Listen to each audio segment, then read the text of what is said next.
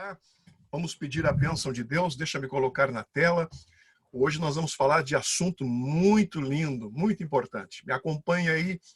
No final eu cito o seu nome. Muitas pessoas já chegaram. Vamos orar ao Senhor. Pai, no nome de Jesus, obrigado pelo privilégio lindo de poder parar no final desse dia para tentar pensar nas sagradas letras, deixar que a tua palavra nos corrija.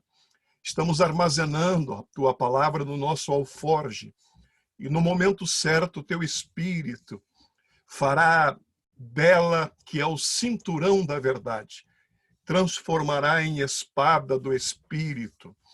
Obrigado pela tua palavra, Senhor, que é o manual da vida. Erramos, como o Senhor disse, por não conhecermos as Escrituras. Quantas tolices nós temos feito na vida por não conhecermos melhor a tua palavra. Esses livros tão extraordinários, o livro de Provérbios, ó Deus, que foi dado para que possamos adquirir sabedoria, praticar a sabedoria, e agora o livro de Eclesiastes, procurando um sentido para a vida, procurando uma razão para a existência. Salomão percorre muitos caminhos e ele mostra o que vale a pena e o que não vale a pena. Obrigado por essa gente que me incentivou a estar aqui para poder passar esse mês estudando versículo por versículo, de aluno para aluno, tentando compreender um pouco melhor a tua palavra. Obrigado por esta noite, o final deste dia. Em o nome de Jesus, alguém diga amém, graças a Deus. Vamos colocar na tela. Eu quero que você leia comigo. Olha aí, muita gente já chegou, saudando com a paz do Senhor. Deus abençoe você. Você que é a primeira vez que está entrando aqui na nossa live, eu fiz há 10 dias atrás um canal de YouTube e eu arquivei lá todas as 11 lives anteriores, de 30 minutos cada uma, para que você que queira nos acompanhar tenha acesso ao material que lá está armazenado. O meu canal é Josias Aristiche, como está aqui atrás.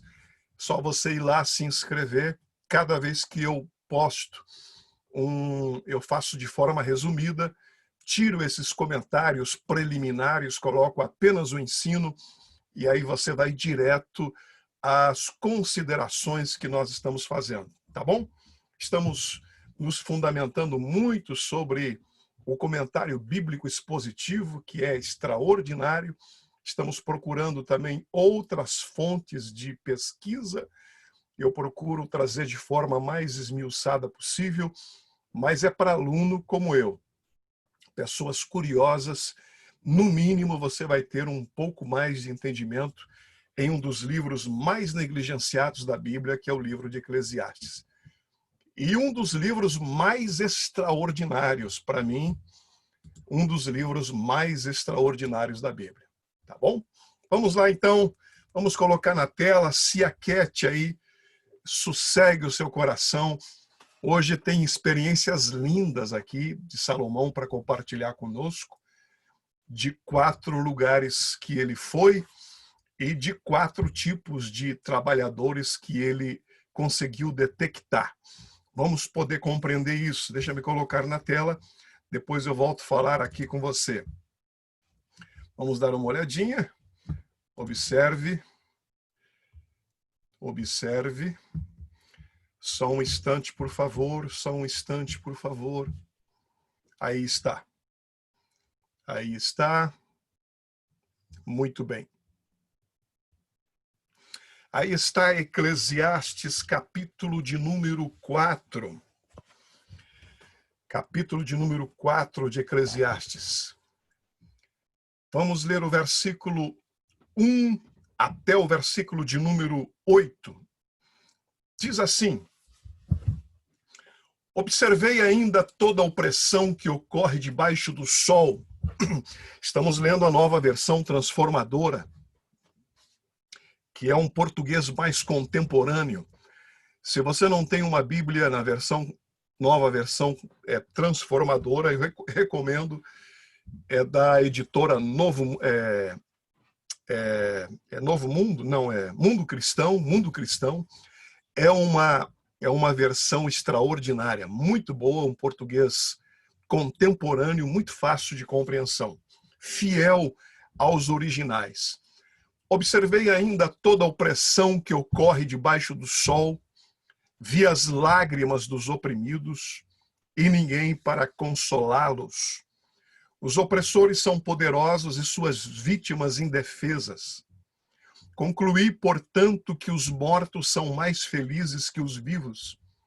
Mais felizes que todos, porém, são os que ainda não nasceram, pois não viram o mal que se faz debaixo do sol. Nós comentamos esses 3 versículos na live de ontem. Está arquivado, coloquei hoje cedo no canal de YouTube. Se você perdeu, é muito melhor acompanhar aqui na hora, né? Mas caso você não tenha nos acompanhado, está armazenado lá no canal do YouTube. Agora veja o versículo 4. Então observei que todo esforço e trabalho é motivado pela inveja que as pessoas sentem uma das outras. Isso também não faz sentido. É como correr atrás do vento. Os tolos, versículo 5, cruzam os braços e se arruinam. E, no entanto, é melhor ter um punhado com tranquilidade que 2 punhados com trabalho árduo e correr atrás do vento. Veja o versículo 7. Observei outra coisa que não faz sentido debaixo do sol.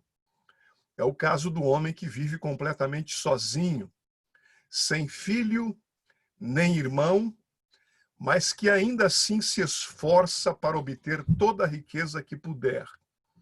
A certa altura, porém, ele se pergunta: para quem trabalho? Por que deixo de aproveitar tantos prazeres? Nada faz sentido e é tudo angustiante. Vamos dar uma olhadinha. Nós ministramos ontem sobre o versículo 1 a 3. Eu estou colocando paralelamente na tela a Nova Tradução na Linguagem de hoje. Vamos ler só do versículo 4 ao versículo 8, na Nova Tradução na Linguagem de hoje, que diz assim: também descobri por que as pessoas se esforçam tanto para ter sucesso no seu trabalho. É porque elas querem ser mais do que os outros. Mas tudo é ilusão. É tudo como correr atrás do vento. Essa expressão Salomão usa 9 vezes no livro aos Eclesiastes. Correr atrás do vento. Quer dizer, é uma coisa sem sentido. Dizem, versículo 5, na Nova Tradução na Linguagem de hoje, dizem que só mesmo um louco chegaria ao ponto de cruzar os braços e passar fome até morrer. Pode ser, mas é melhor ter pouco numa das mãos com paz de espírito do que estar sempre com as 2 mãos cheias de trabalho tentando pegar o vento. Descobri que na vida existe mais uma coisa que não vale a pena. É o homem viver sozinho, sem amigos, sem filhos, sem irmãos, sempre trabalhando e nunca satisfeito com a riqueza que tem. Para que é que ele trabalha tanto, deixando de aproveitar as coisas boas da vida? Isso também é ilusão, é uma triste maneira de viver. Me acompanhe, por favor, deixa-me trocar de tela e colocar para você essa tela. Presta atenção nessa tela. Nós mostramos que no capítulo 4 de Eclesiastes, Salomão registra suas observações ao visitar 4 lugares e ver as pessoas passarem por várias experiências. Presta atenção nisso. Ele visita 4 lugares. Primeiro ele vai ao tribunal, versículo 1 ao versículo 3. Eu creio que colocando na tela assim ajuda você no entendimento. Segundo, ele vai no mercado de trabalho, versículos 4 a 8, acabamos de ler. Isto é o que diz o comentário expositivo, bíblico expositivo. Terceiro, ele vai na estrada, E em quarto, ele vai no palácio, versículos 13 ao versículo 16. Ontem nós averiguamos as observações de Salomão visitando o tribunal e vendo a opressão do homem rico oprimindo o pobre, os poderosos oprimindo os menos favorecidos. E ele achou isso uma injustiça, ele achou melhor não ter nascido do que viver oprimido. Bem, esta foi a live de ontem. A live de hoje nós vamos falar do versículo 4 ao 8, é o segundo tópico, quando ele faz as suas observações com relação ao mercado de trabalho. Amanhã nós veremos as observações que ele faz acerca da estrada, do versículo 9 ao versículo 12. Vamos ver se amanhã nós conseguimos fazer as duas, na estrada e no palácio.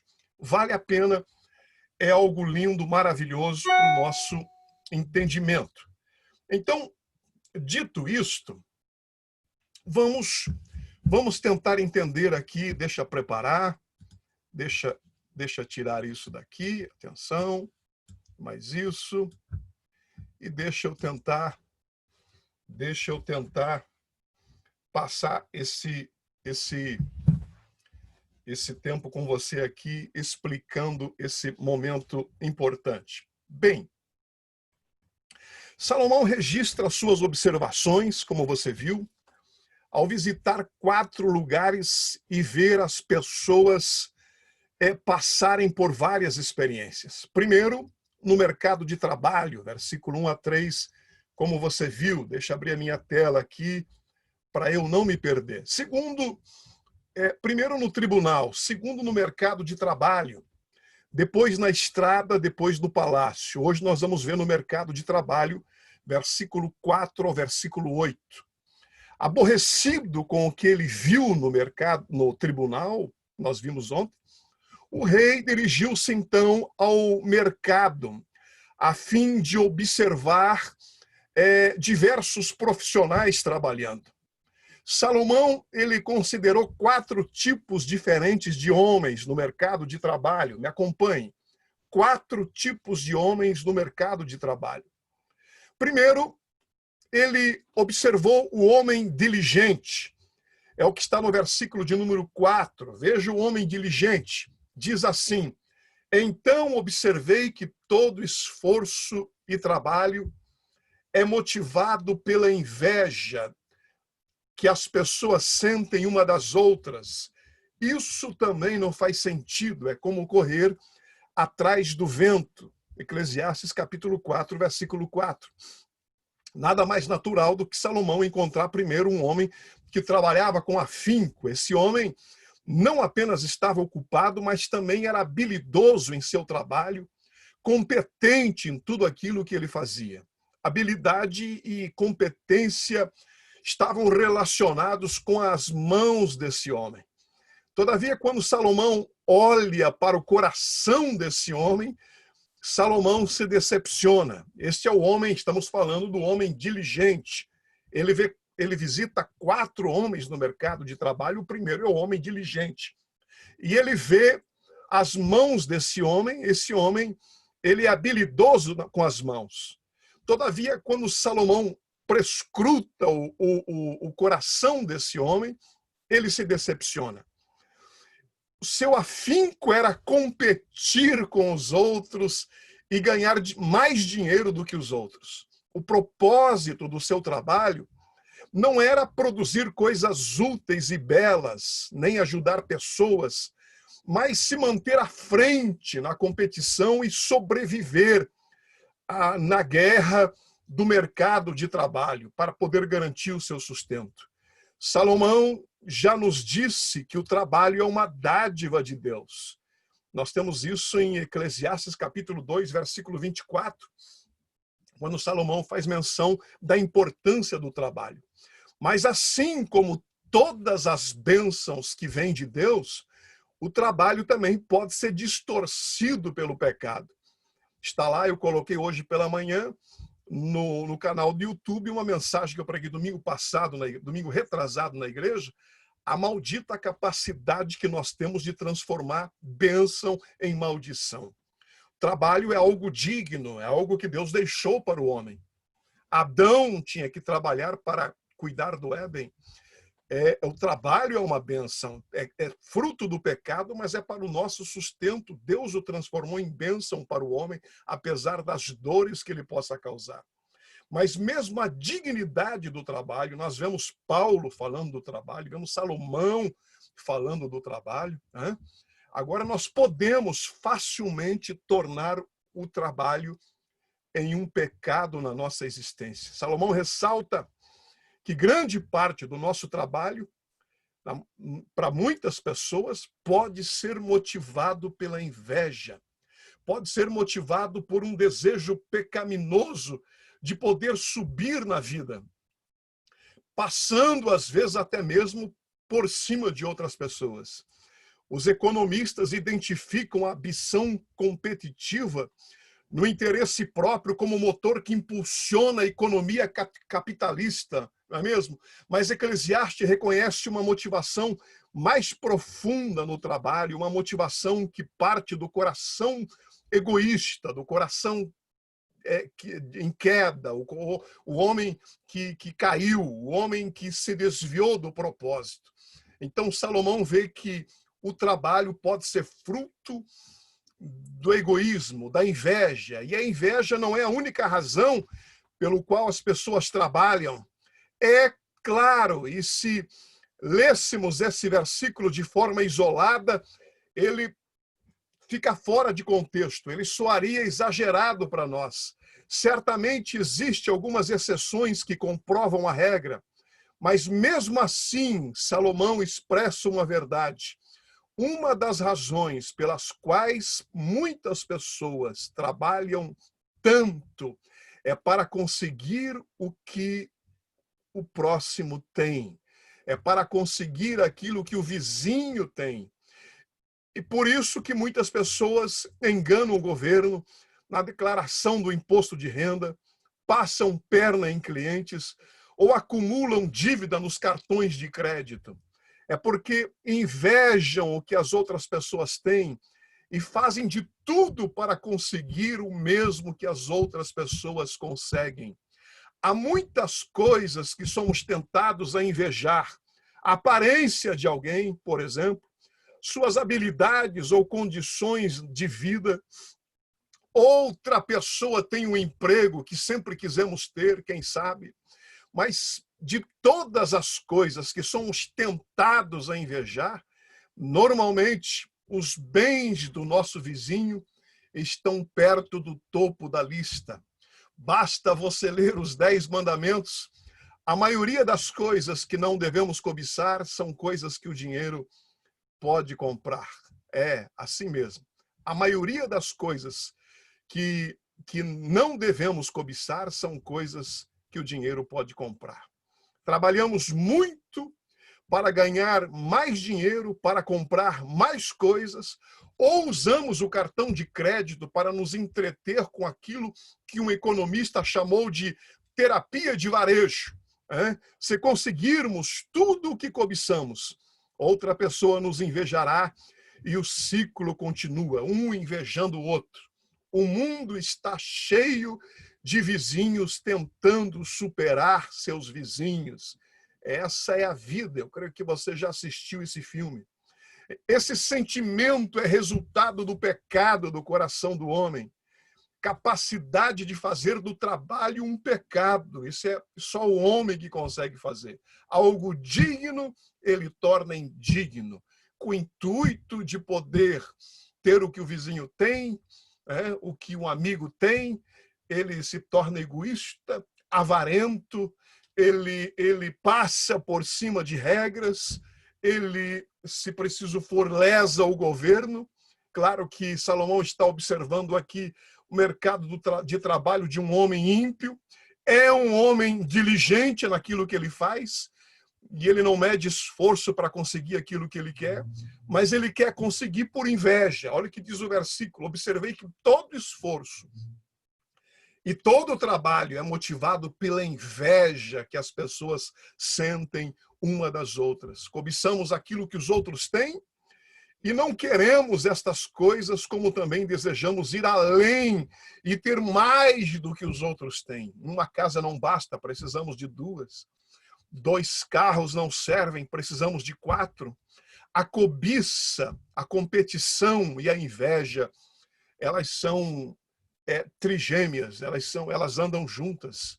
Aonde está uma, está outra. A cobiça, a competição e a inveja. A competição em si não é errada, mas quando ela deseja ser o primeiro, o mais importante, ela se torna problema na vida de qualquer pessoa, levando o indivíduo a tomar decisões, levando o indivíduo a complicar a sua própria vida. Então, Salomão, primeiro, ele olha para o homem diligente dentro do mercado de trabalho. Esse homem está no versículo 4 de Eclesiastes 4. Aí ele continua e ele encontra o segundo tipo de homem, que é o homem ocioso. É o oposto, é o homem ocioso. Está no versículo de número 5. Os tolos cruzam os braços e se arruinam. Olha o que diz aí. Os tolos cruzam os braços e se arruinam. Esse é o versículo de número 5, na nova versão transformadora. Salomão passa de um extremo para outro e começa a estudar agora um indivíduo sem nenhuma ambição. Ele não tem ambição alguma, enquanto que o outro fazia tudo por inveja, para ter aquilo que o vizinho tem. Esse é destituído de qualquer ambição. Deve ter sido difícil para Salomão, sem dúvida nenhuma, observar um homem preguiçoso, um homem ocioso, pois Salomão não aprovava esse tipo de comportamento do preguiçoso, que passava o dia com os braços cruzados. O oposto do homem que trabalha demais é o homem que se recusa a trabalhar de modo nenhum. O tolo cruza os braços e come a própria carne, é o que diz outra versão.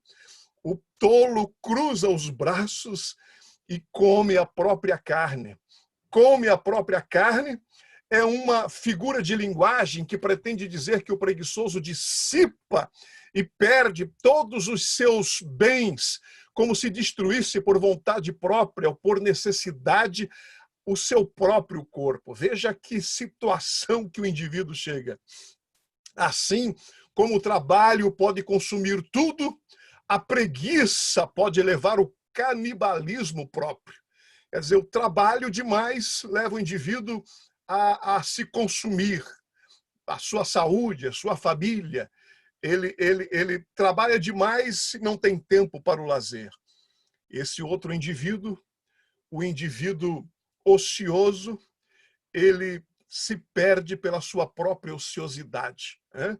Ele não se preocupa em trabalhar, e aí, por não conseguir ter as coisas, ele se desespera. Salomão não aprendeu nada que já não soubesse. A preguiça é um caminho lento e confortável, mas leva à autodestruição. Olha o que diz a Bíblia.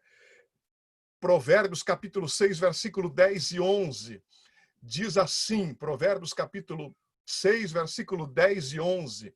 Um pouco mais de sono, mais um cochilo, mais um descanso com os braços cruzados, e a pobreza o assaltará como um bandido, e a escassez o atacará como um ladrão armado.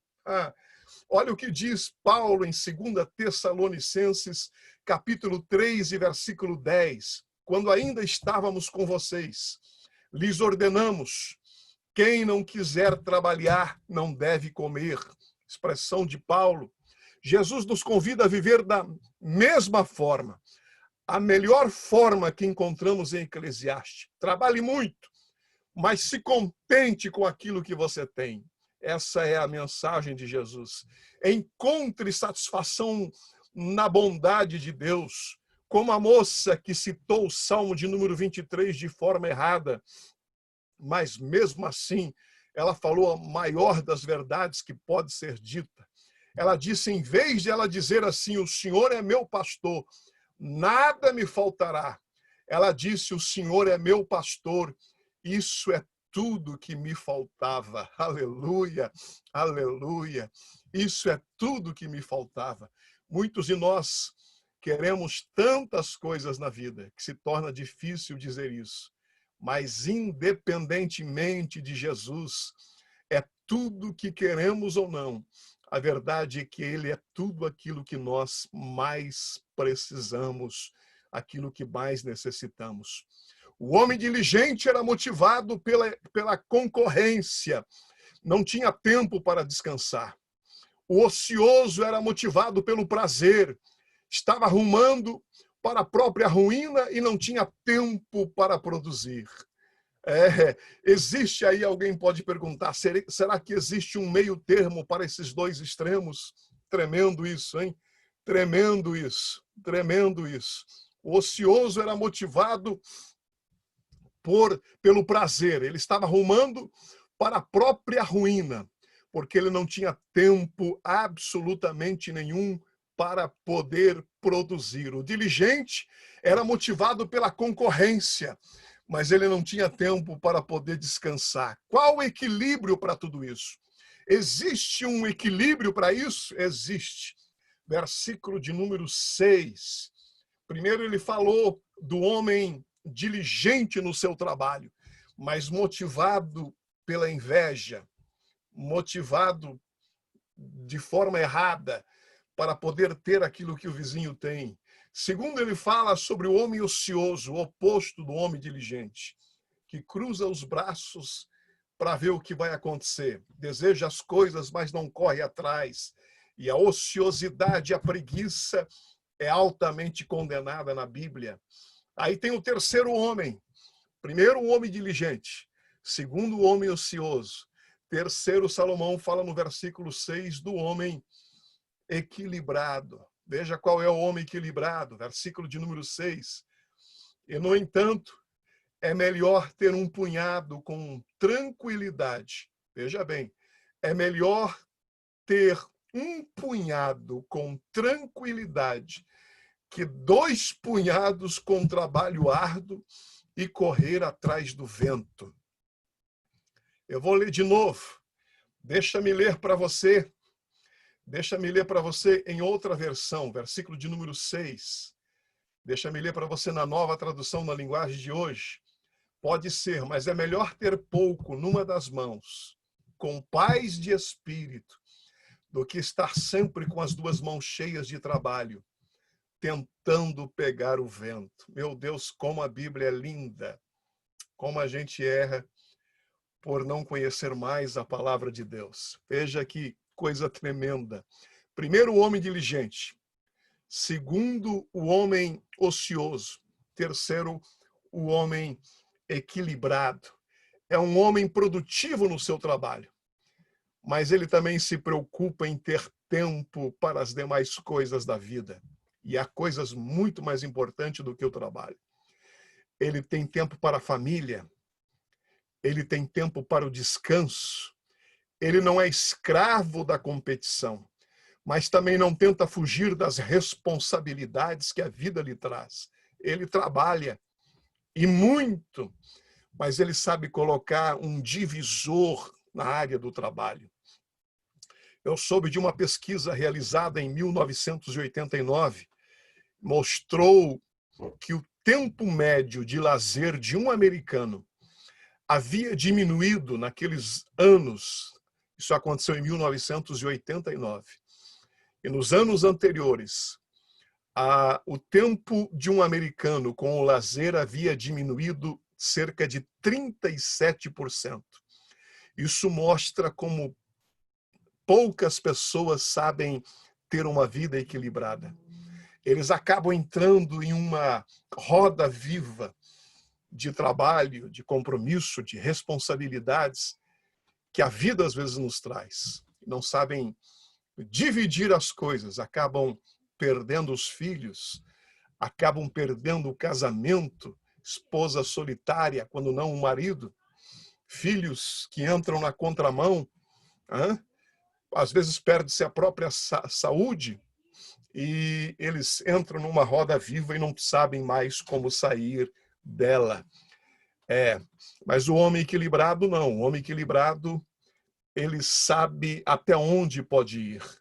Por que ter duas mãos repletas de lucro se precisamos pagar por esse lucro, às vezes, com a nossa paz de espírito e possivelmente com a nossa própria vida, em muitos casos, a própria saúde?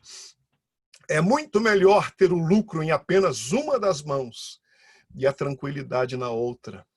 Quando o coração é controlado pela inveja e a rivalidade, a vida torna-se uma montanha russa, às vezes ganhando por um lado, mas perdendo completamente pelo outro. O homem diligente acredita que dinheiro lhe trará paz, mas não tem tempo para poder desfrutá-la. Não desfruta da vida. O homem ocioso acredita que terá paz ao permanecer desocupado, mas esse estilo de vida o leva à ruína. Diferente dos dois anteriores, do diligente e do ocioso, o homem equilibrado se deleita tanto no seu trabalho quanto nos frutos dele. Ele vive um equilíbrio de labor e descanso. Aleluia! Louvado seja Deus. Olha como a Bíblia é preciosa. Você até poderá conseguir tudo o que você deseja, mas que isto não lhe custe a vida, que isto não lhe custe a família, que isto não lhe custe os filhos, que isto não lhes custe a saúde, não lhe custe a saúde. Corra atrás das coisas, mas não permita que essas coisas lhe tirem aquilo que o dinheiro não pode comprar. Esta é a visão do terceiro homem, o equilibrado. Primeiro, nós temos a visão do homem diligente no seu trabalho. Ele é hábil com a sua mão, ele faz a coisa bem feita, mas ele é motivado, a sua motivação é errada. Ele é motivado pela inveja, ele quer ter para poder possuir coisas que ele não precisa, apenas para mostrar a aparência, para ter o que os outros têm, o que os amigos têm, o que os vizinhos têm. E ele não tem tempo para usufruir a vida. O outro é o ocioso, que não faz absolutamente nada. E aí a vida lhe traz ruína, né? Como se fosse comer a própria carne. É um autocanibalismo, ele se destrói a si mesmo. Aí tem o homem equilibrado. Ele trabalha, ele sai cedo de casa, ele tem os seus compromissos, mas ele não troca os valores permanentes e eternos por causa do trabalho. Ele tem equilíbrio, por isso que é o homem equilibrado. É o que Salomão diz aí no versículo 6, é melhor ter um punhado com tranquilidade do que dois punhados e ter que trabalhar muito, porque isto será como correr atrás do vento. Deixa eu colocar esse versículo para você na versão Josias Aristiche. Sabe como que eu traduziria isso? Mais ou menos assim. É melhor você ter um Fusquinha 66. É melhor você ter um Fusca 66, mas com paz de espírito, do que andar de carro 0 quilômetro e perder a paz, não conseguir dormir à noite, ter que sacrificar a família, ter que sacrificar o seu relacionamento e ter que prejudicar a sua vida familiar, sua saúde. E o pior de tudo eu não falei ainda, deixei para falar aqui agora. Você sabia que tem algumas pessoas que elas vão para o inferno, mesmo sem ter adulterado, sem ter roubado, sem ter matado, elas simplesmente vão para o inferno porque elas não tiveram tempo de se preparar para a vinda do noivo. Elas estavam muito ocupadas, correndo atrás do vento, de coisas que elas jamais poderão levar, porque no caixão não tem gaveta.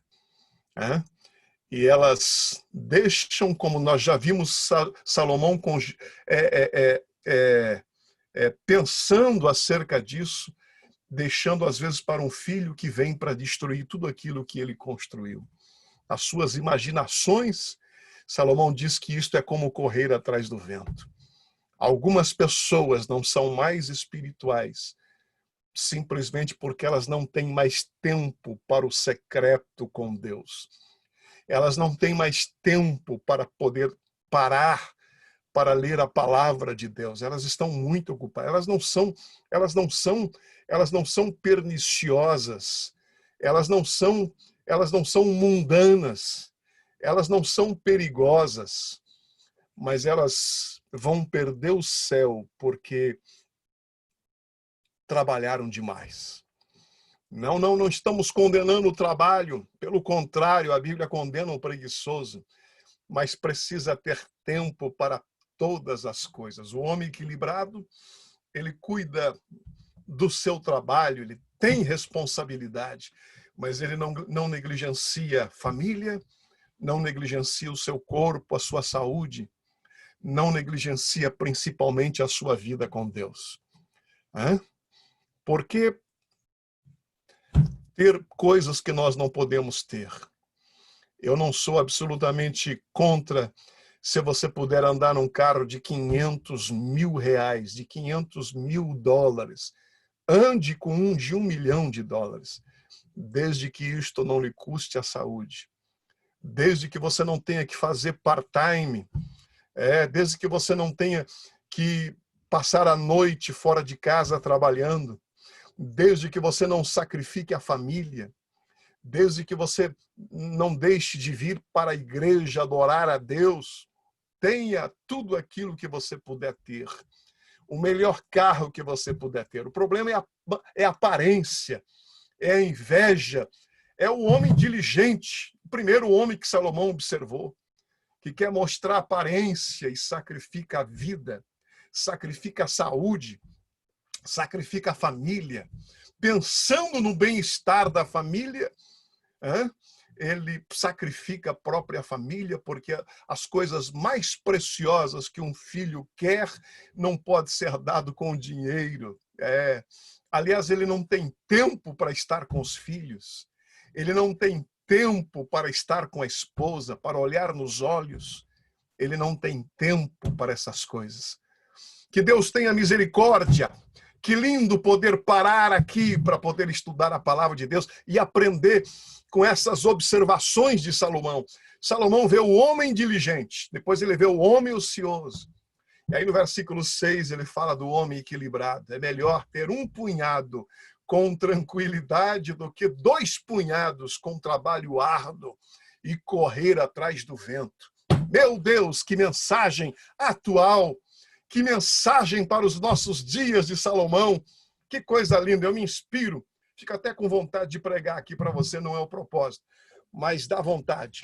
Que lindo a palavra de Deus. É melhor ter um punhado com tranquilidade do que 2 punhados com trabalho árduo e correr atrás do vento. Diga aleluia aí, crente, em nome do Senhor Jesus. Aleluia. Se você não... Se custar a sua salvação morar na casa que você mora, more numa casa mais simples, mas não perca o céu. Se o carro que você anda pode lhe custar a eternidade, a vida espiritual, o falar em línguas, o ter intimidade com Deus, ande de ônibus, mas tenha comunhão com o Senhor. Não deixe que as coisas, que a aparência, não torne o trabalho em um pecado na sua vida. Essa é a questão. Não torne o sagrado em problema. Não torne bênção em maldição. Trabalho é bênção. Eu vejo isso todo dia. Gente crente, gente séria, gente fiel a Deus, desempregado. Meu Deus, é o melhor crente da igreja, fervoroso. Começou a trabalhar, começou a ganhar dinheiro, tornou bênção em maldição na sua vida, se esfria, começa a ser visitado por sentimentos de materialismo, de querer ter coisas para poder manter a aparência. entra nesse ciclo de aparência, de inveja. Eu preciso ter o que os outros têm. Se os outros têm sem que lhes custe a eternidade, glória a Deus, que Deus os abençoe. Mas é melhor você andar de carro velho e ir para o céu do que de carro novo e ir para o inferno. É melhor morar num canto de um eirado, numa casa simples, numa meia água, como se diz lá no meu Paraná. Melhor morar numa meia água e ir para o céu do que querer manter as aparências e para manter as contas em dia, o bom nome, ter uma casa grande, mas isso lhe custar a família, lhe custar principalmente a alma, lhe custar a eternidade. Que Deus tenha misericórdia de cada um de nós. Primeiro, Salomão fala do homem diligente, mas com um sentimento egoísta. Segundo, Salomão fala do homem ocioso. Terceiro, ele fala do homem equilibrado. É melhor ter um punhado com tranquilidade do que 2 punhados com trabalho árduo e correr atrás do vento. Bem, Salomão segue e ele fala, para nós terminarmos a nossa live, do último tipo do homem, que é o homem independente. Versículo 7 e o versículo de número 8. Presta atenção o que diz a Bíblia. Observei outra coisa que não faz sentido debaixo do sol. Nosso irmão Salomão não era fácil. Não era fácil.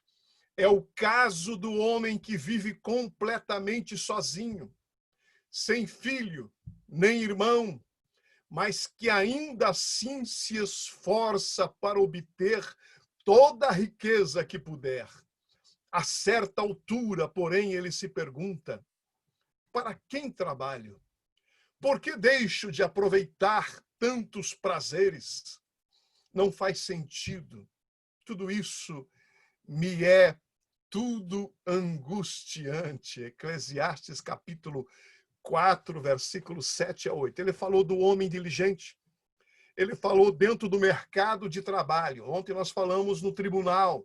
Ele foi no tribunal do versículo 1 a 3 para observar a opressão, aonde deveria haver justiça. Segundo, do versículo 4 a 8, ele vai no mercado de trabalho, vê o homem diligente, o homem ocioso, o homem equilibrado. E para terminar, no versículo 7 e 8, ele vê o homem independente. Salomão observou um homem solitário, trabalhando com empenho, grande empenho, e foi conversar com ele. O rei descobriu que o homem não tinha parentes, não tinha sócios, para poder ajudá-lo em seus empreendimentos, em seus negócios. E pior do que isso, ele não desejava ajuda. Ele queria todo lucro para si. Olha novamente aí a motivação do coração. Ele queria todo lucro para si. No entanto, estava sempre tão ocupado que não tinha tempo de gozar o fruto do seu trabalho. Se morresse, não tinha para quem deixar sua riqueza. Em outras palavras, todo o seu trabalho era vão, era correr atrás do vento. O homem independente nunca para tempo suficiente para se perguntar para quem está labutando tanto e por que se priva dos prazeres da vida só para juntar mais dinheiro. Ele não tem tempo para fazer tal análise.